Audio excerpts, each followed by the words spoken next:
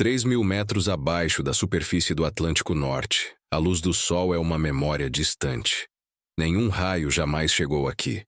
A temperatura oscila em torno de 2 graus Celsius. A pressão sobre cada centímetro quadrado de matéria equivale ao peso de 300 atmosferas, o bastante para comprimir um corpo humano ao tamanho de um punho fechado. E o silêncio.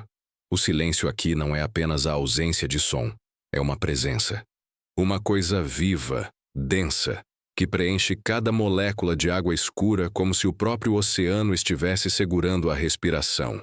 É nesse abismo, a cerca de 650 quilômetros a sudoeste dos Açores, que repousa uma forma metálica alongada.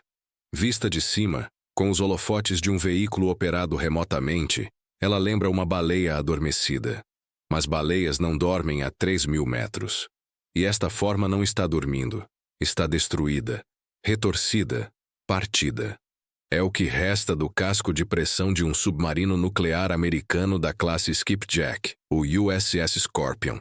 252 pés de engenharia militar, tecnologia de ponta da Guerra Fria, agora reduzidos a um monumento involuntário de aço e segredos no fundo do mar. Ele está ali desde 22 de maio de 1968. 99 homens estavam a bordo. Nenhum sobreviveu. E o que aconteceu naquele dia permanece, até hoje, um dos maiores mistérios da história naval moderna. Mas antes de falarmos sobre como ele foi encontrado, sobre a tecnologia que rasgou o véu do oceano, antes de reconstruirmos o que pode ter acontecido nos últimos minutos daquele submarino, precisamos falar sobre algo mais importante. Precisamos falar sobre quem estava lá dentro. O comandante do USS Scorpion chamava-se Francis Atwood Slattery. Tinha 36 anos. Graduado pela Academia Naval de Anápolis, Slattery era considerado um dos oficiais mais promissores da Força Submarina Americana.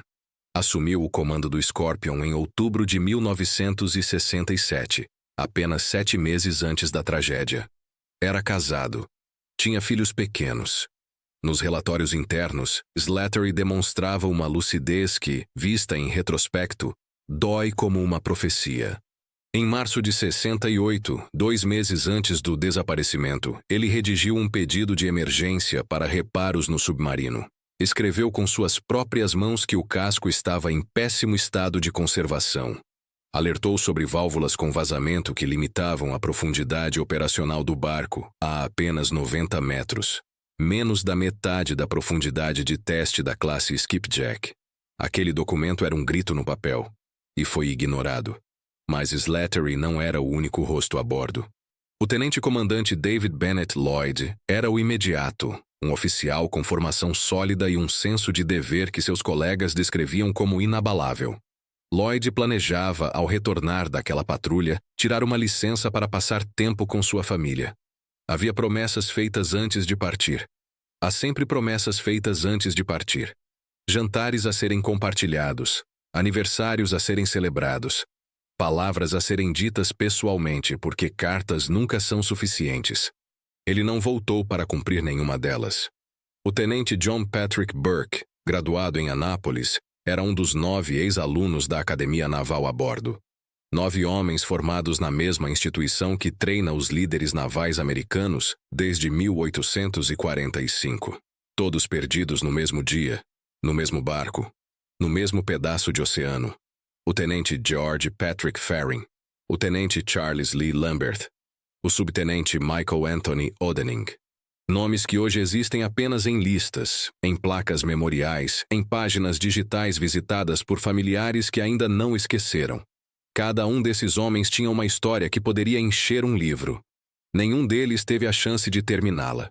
Entre os marinheiros mais jovens, havia homens que mal tinham completado 20 anos. Rapazes do interior da América que nunca tinham visto o mar antes de se alistar. Rapazes que escreviam cartas para suas mães, para suas namoradas, para suas esposas grávidas. Um deles, o suboficial David Burton Stone, especialista em máquinas, escreveu para casa algo que se tornaria um testemunho póstumo arrepiante. Contou que a tripulação havia reparado, substituído ou improvisado praticamente cada peça de equipamento do Scorpion. Cada válvula, cada junta, cada parafuso. E aqui está algo que você precisa entender, e que vai se tornar crucial mais adiante nesta história. Esses homens sabiam. Eles sabiam que algo estava errado com aquele submarino. E mesmo assim entraram nele, fecharam a escotilha e mergulharam. Porque era o trabalho deles, porque era a Guerra Fria, porque alguém tinha que ir. 99 almas, 12 oficiais, 87 praças, representando 25 estados americanos, Porto Rico e as Filipinas. A maioria tinha menos de 25 anos. Quando o Scorpion não voltou, deixou para trás 64 viúvas. Algumas estavam grávidas. 99 crianças ficaram sem pai. Eles não eram estatísticas. Eram pessoas. E a história que vou contar agora é a história deles. Para entender o que aconteceu com o Scorpion, primeiro precisamos entender o que o Scorpion era, e principalmente, o que ele havia se tornado. Comissionado em julho de 1960, o USS Scorpion era o terceiro submarino da classe Skipjack, uma das classes mais revolucionárias da história naval. Os Skipjack foram os primeiros a combinar duas inovações que mudaram para sempre a guerra submarina: propulsão nuclear e casco em formato de gota, o chamado casco albacore. A propulsão nuclear significava autonomia praticamente ilimitada. O casco hidrodinâmico significava velocidade e manobrabilidade nunca antes vistas em um submarino. Nos primeiros anos, o Scorpion era uma máquina formidável. Rápida, silenciosa, letal. Mas a Guerra Fria não permitia descanso. A Marinha Americana operava seus submarinos nucleares em um ritmo implacável. Patrulha atrás de patrulha, missão atrás de missão. Rastrear submarinos soviéticos, vigiar a frota inimiga, coletar inteligência. O Scorpion navegou tanto, tão intensamente por tanto tempo, que começou a se desfazer por dentro. E aqui começa o prenúncio do desastre. Em fevereiro de 1967, o Scorpion entrou no estaleiro naval de Norfolk para o que deveria ser uma revisão completa. O programa SubSafe, implementado após a perda trágica do USS Thrasher em 63, exigia que cada submarino passasse por uma inspeção minuciosa e reformas abrangentes. O tempo estimado para uma revisão SubSafe era de até 36 meses. O Scorpion recebeu uma revisão acelerada e experimental. Não recebeu a certificação SubSafe completa. Em vez de uma reforma de 3 anos, recebeu remendos de emergência para voltar ao serviço o mais rápido possível. Os técnicos do estaleiro encontraram tubulações com soldas defeituosas, válvulas comprometidas, sistemas hidráulicos com problemas crônicos. O sistema de sopro de emergência dos tanques de lastro, o mecanismo que permite a um submarino subir rapidamente em caso de emergência, não funcionava adequadamente, e as válvulas de fechamento de emergência para a entrada de água do mar ainda não haviam sido descentralizadas, uma modificação de segurança que o programa SubSafe exigia. O Scorpion saiu do estaleiro com 109 ordens de serviço não cumpridas. A tripulação, com a ironia típica dos marinheiros que enfrentam o perigo todos os dias, passou a chamar o barco por outro nome: USS Scrapiron, sucata. E o mais perturbador é que esse apelido não era dito em tom de brincadeira. Era dito com o tom resignado de quem sabe que está navegando dentro de um problema esperando para acontecer. Quando o Scorpion partiu de Norfolk em 15 de fevereiro de 68 para uma patrulha no Mediterrâneo, 1.500 litros de óleo vazaram de sua torre de comando apenas ao deixar o porto. 1.500 litros, visíveis a olho nu na superfície de Hampton Roads. E mesmo assim, o submarino seguiu viagem. Porque a demanda era alta, porque a Guerra Fria não esperava, porque havia submarinos soviéticos para rastrear, e porque ninguém queria admitir em voz alta o que todos já sabiam. O Scorpion operou no Mediterrâneo com a Sexta Frota até meados de maio de 68. Durante esse período, a tripulação enfrentou uma série de problemas mecânicos, vazamentos crônicos de freon nos sistemas de refrigeração, um incêndio elétrico em uma das escotilhas de escape, causado por um vazamento de água que provocou curto-circuito em uma conexão de energia externa, problemas nas válvulas, problemas nas juntas, problemas nos sistemas. Em 16 de maio, o Scorpion deixou o Mediterrâneo, saindo pela Espanha, onde 2 tripulantes desembarcaram na base naval de Rota, um por emergência familiar e outro por motivos de saúde. Talvez a sorte naquele dia tenha escolhido 2 homens para poupar. E aqui preciso fazer uma pausa, porque o que vou contar agora ainda é debatido. O que se sabe com certeza é o seguinte: após deixar Rota, o Scorpion recebeu uma ordem classificada. O almirante Shade, comandante da Força Submarina do Atlântico, desviou o Scorpion de sua rota direta para Norfolk. A nova missão: vigiar um grupo de navios de guerra soviéticos que operava perto das Ilhas Canárias, a cerca de 1.200 quilômetros a sudoeste da rota original. Essa missão atrasou a chegada prevista de sexta-feira, 24 de maio, para segunda-feira, 27 de maio. A última mensagem de rádio confirmada do USS Scorpion foi recebida em 21 de maio de 1968. O radiotelegrafista reportou a posição, cerca de 400 quilômetros a sudoeste dos Açores. Estimou a chegada a Norfolk para as 13 horas de segunda-feira, dia 27. Depois disso, silêncio. E o que poucos sabem é que a Marinha Americana pode ter percebido que algo estava errado muito antes de tornar isso público. Agora vamos reconstruir o que pode ter acontecido. E eu preciso ser honesto com você. Ninguém sabe com certeza absoluta o que destruiu o USS Scorpion. O inquérito naval oficial concluiu que a causa não pôde ser determinada.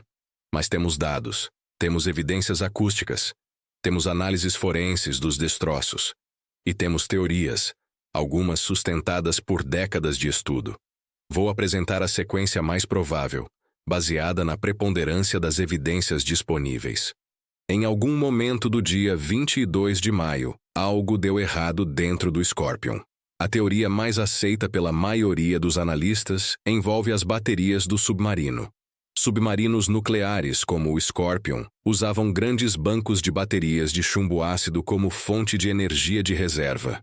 Essas baterias, quando em processo de carga, produzem hidrogênio, um gás altamente inflamável e explosivo.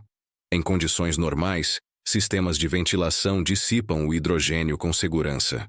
Mas se a ventilação for comprometida, o gás se acumula. O almirante reformado Dave Oliver, que serviu em submarinos nucleares, descreveu em seu livro que testemunhou pessoalmente picos perigosos de hidrogênio em condições semelhantes às que o Scorpion provavelmente enfrentou. Quando um submarino nuclear está carregando baterias e ao mesmo tempo se preparando para subir à profundidade de periscópio, uma alteração na configuração de ventilação, herança dos procedimentos da era diesel, pode criar bolsões letais de hidrogênio. Outra teoria, igualmente sustentada por evidências, envolve um torpedo defeituoso. O Scorpion carregava 14 torpedos Mark 37 e 2 torpedos nucleares Mark 45 Astor. Em dezembro de 67, apenas 5 meses antes da tragédia, o Scorpion já havia enfrentado um incidente com um torpedo Mark 37 que se ativou acidentalmente dentro do tubo de lançamento. A tripulação conseguiu ejetar o torpedo a tempo. Mas e se na segunda vez não tivessem sido tão rápidos? O engenheiro de explosivos John Thorne descobriu, semanas após a perda do Scorpion, que as baterias dos torpedos Mark 37 tinham um defeito de projeto. Vibrações podiam romper um diafragma interno, causando um incêndio dentro do torpedo que não seria imediatamente visível para a tripulação. E o Scorpion tinha problemas conhecidos de vibração. Seja qual for a causa inicial, o que aconteceu depois segue uma lógica terrível e previsível. Algo causou uma falha catastrófica, uma inundação repentina, uma explosão interna, ou ambas.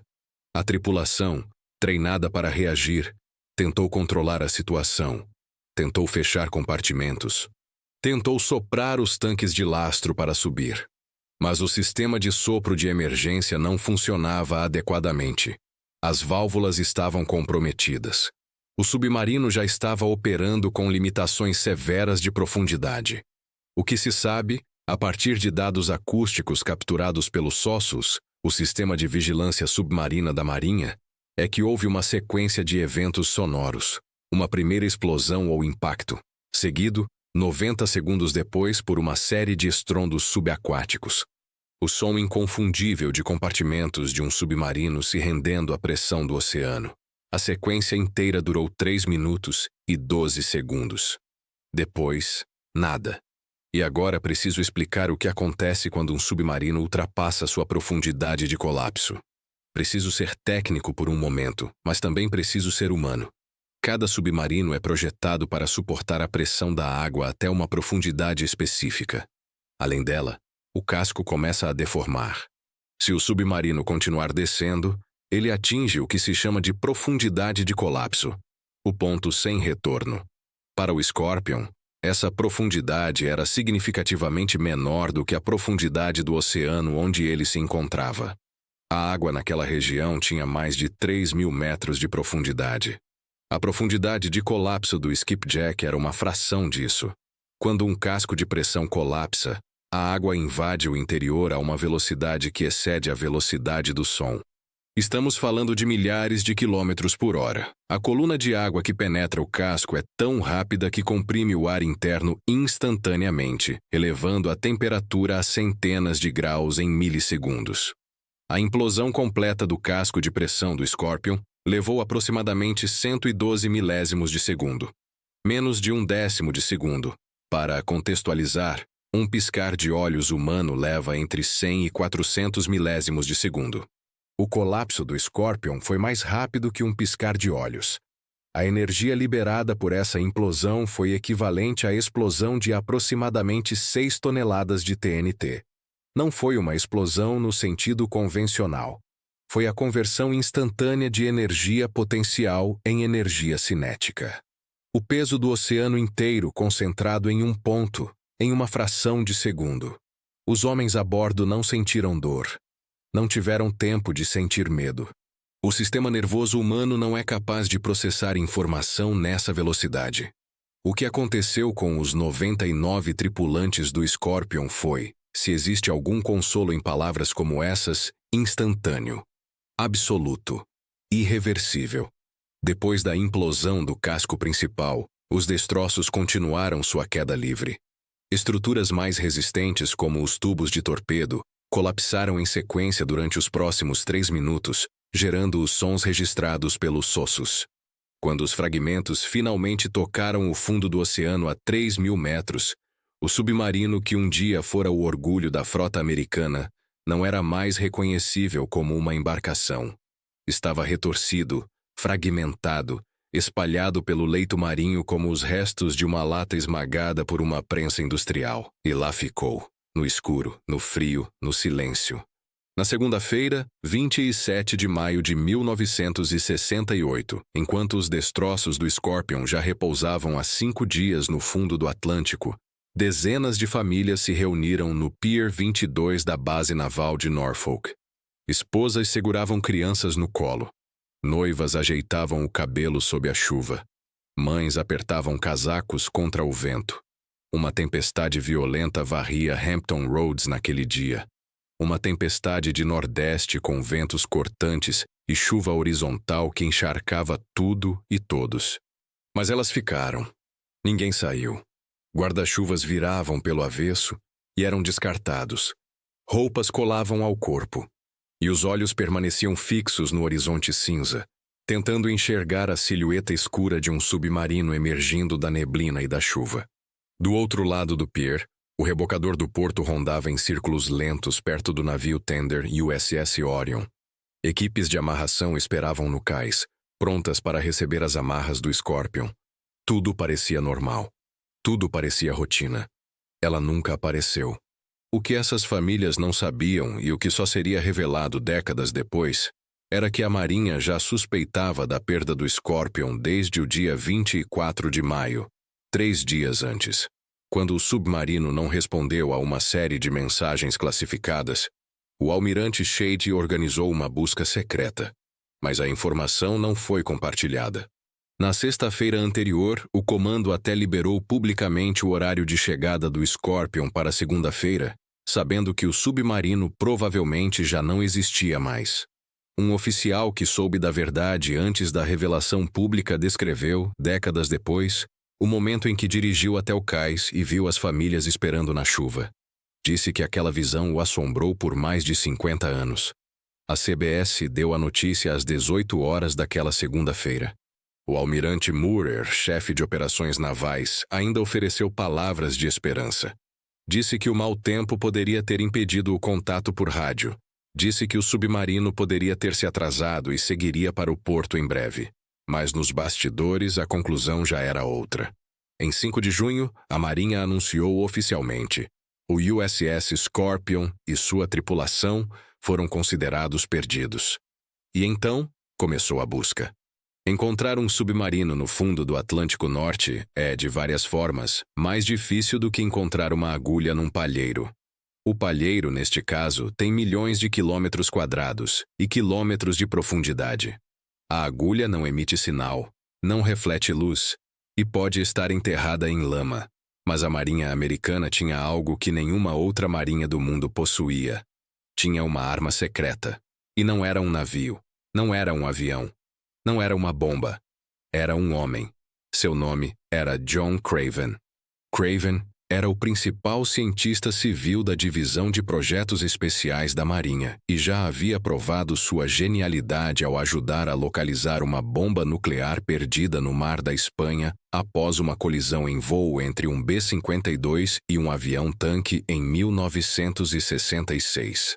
Seu método era incomum para a época: estatística bayesiana, uma abordagem matemática que combina probabilidades de múltiplas hipóteses para estreitar progressivamente uma área de busca. Craven começou pelos hidrofones. A Marinha mantinha em segredo absoluto uma rede de sensores acústicos no fundo do oceano chamada SOSUS, o Sistema Integrado de Vigilância Submarina. Projetado para detectar submarinos soviéticos, o SOSUS também podia captar outros sons. Sons como os de um submarino se partindo. Estações de escuta nas Ilhas Canárias e em Terra Nova haviam registrado, no dia 22 de maio, uma sequência de 5 a 8 eventos acústicos subaquáticos. Cruzando os tempos de chegada dos sinais em diferentes sensores, Craven conseguiu calcular uma posição aproximada, no meio do Atlântico, em uma região onde a profundidade excedia 3.000 metros. Mas quando os primeiros navios de busca vasculharam a área com câmeras rebocadas, não encontraram nada. A equipe estava procurando a oeste do ponto de primeira explosão, presumindo que o Scorpion estivesse seguindo para Norfolk, para oeste. E aqui, Craven teve o lampejo de gênio que mudou tudo. Ele notou uma discrepância nos dados acústicos. No momento da primeira explosão, o Scorpion não estava se movendo para oeste. Estava se movendo para leste, na direção oposta à de casa. Por que um submarino voltando para Norfolk estaria navegando para o lado contrário? A resposta, segundo Craven, estava nos torpedos. O protocolo padrão para lidar com um torpedo que se ativou acidentalmente dentro do tubo, um chamado hot run, era virar o submarino 180 graus em direção ao torpedo após a ejeção. Isso ativaria o mecanismo de segurança anti-retorno do torpedo, impedindo que ele completasse a volta e acertasse o próprio submarino que o lançou. Se o Scorpion ejetou um torpedo defeituoso e fez a manobra de reversão, isso explicaria por que estava navegando para leste. Usando essa nova hipótese, Craven recalculou a área de busca. Em outubro de 68, o navio de pesquisa oceanográfica USNS Mizar, equipado com câmeras fotográficas rebocadas a grandes profundidades, localizou o que restava do USS Scorpion. Estava a aproximadamente 650 quilômetros a sudoeste dos Açores, a mais de 3.000 metros de profundidade. As primeiras imagens eram fantasmagóricas, granuladas em preto e branco, captadas por câmeras arrastadas lentamente pelo fundo oceânico na escuridão total, iluminadas apenas por flashes estroboscópicos.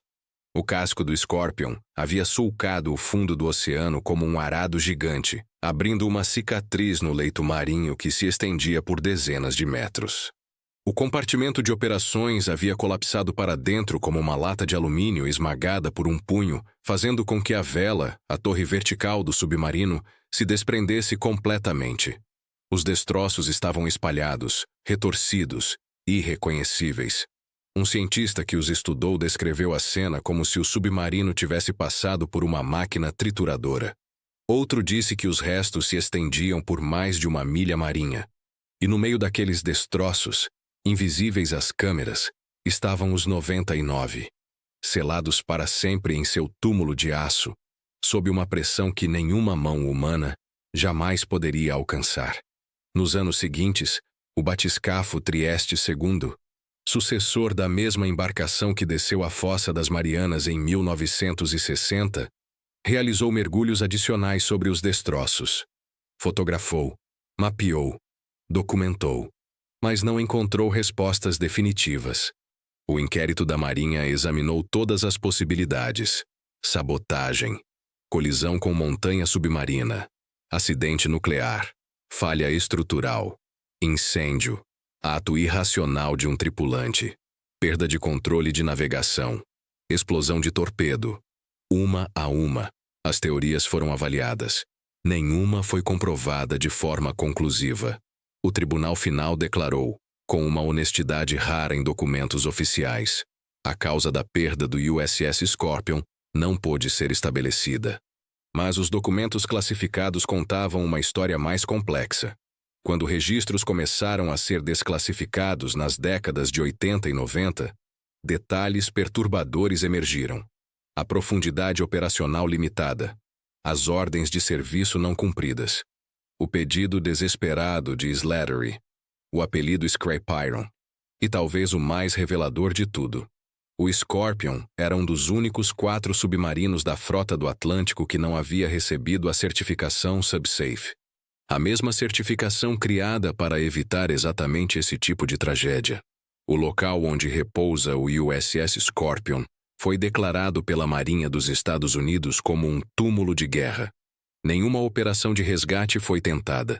Nenhum corpo foi recuperado. As 99 almas que partiram de Norfolk em fevereiro de 68 permanecem ali, em seu barco, no fundo do Atlântico, em águas internacionais que nenhum tratado reclama e nenhuma fronteira delimita. Na tradição submarina americana existe uma expressão para isso. Disse que os homens do Scorpion estão em patrulha eterna. Que seu barco ainda navega em algum lugar além do alcance do sonar e da luz, cumprindo uma última missão que nunca terá fim. É uma forma bonita de dizer algo insuportável. A Marinha monitora periodicamente os destroços para garantir que não há vazamento radioativo do reator nuclear ou dos 2 torpedos nucleares que ainda estão a bordo. Até o momento, nenhuma contaminação foi detectada. O oceano, nesse sentido, tem sido um guardião fiel. Mas o verdadeiro legado do Scorpion não está no fundo do mar. Está nas mudanças que sua perda provocou. Junto com a tragédia do Thrasher 5 anos antes, a perda do Scorpion consolidou o programa SubSafe como o padrão absoluto de segurança submarina. Desde a implementação plena do SubSafe, nenhum submarino certificado pelo programa foi perdido. Nenhum. Mais de 60 anos de operações sem uma única perda. Dezenas de milhares de submarinistas retornaram para casa com segurança, porque 99 homens não retornaram. Esse é o preço. Essa é a dívida. E ela nunca será paga. Mas há algo mais que precisa ser dito. O Scorpion não foi o único submarino perdido naquele ano. 1968 ficou conhecido na história naval como o Ano dos Submarinos Perdidos. Em janeiro, o submarino israelense INS Dakar desapareceu no Mediterrâneo com 69 tripulantes. Em janeiro também, o submarino francês Minerve afundou perto de Toulon com 52 almas a bordo. Em março, o submarino soviético K-129, carregando mísseis nucleares balísticos, afundou no Pacífico Norte com 98 homens. E em maio, o Scorpion. 4 submarinos. 4 nações. 318 submarinistas mortos em 6 meses. A Guerra Fria não era fria para quem estava debaixo d'água. Se você chegou até aqui, eu tenho um último pedido. Quando este vídeo terminar, quando você fechar esta aba ou rolar para o próximo conteúdo, leve com você um nome. Apenas um. Não precisa ser o comandante Slattery, embora ele mereça ser lembrado. Não precisa ser o Tenente Lloyd ou o Suboficial Stone. Pode ser qualquer um dos 99. Procure a lista, escolha um nome. E por um breve momento, lembre que aquele nome pertencia a alguém que tinha planos, que tinha medos, que tinha uma razão para querer voltar para casa. Se este vídeo significou algo para você, deixe nos comentários o nome de um tripulante. Apenas o nome. Nada mais. Vamos transformar esta sessão de comentários em um memorial. Um lugar onde esses homens sejam lembrados não como uma estatística de Guerra Fria, não como um mistério naval, mas como o que realmente eram: pessoas. E se você puder, compartilhe esta história. Não por mim, não pelo canal, mas porque histórias como essa precisam ser contadas. Porque quando paramos de contar, começamos a esquecer. E quando esquecemos, permitimos que aconteça de novo. O USS Scorpion repousa a 3.000 metros de profundidade no Atlântico Norte. 99 homens guardam seu posto. O oceano guarda seu segredo. E nós guardamos sua memória. Ou pelo menos deveríamos. Em patrulha eterna. USS Scorpion. SSN 589. Que o mar lhe seja leve.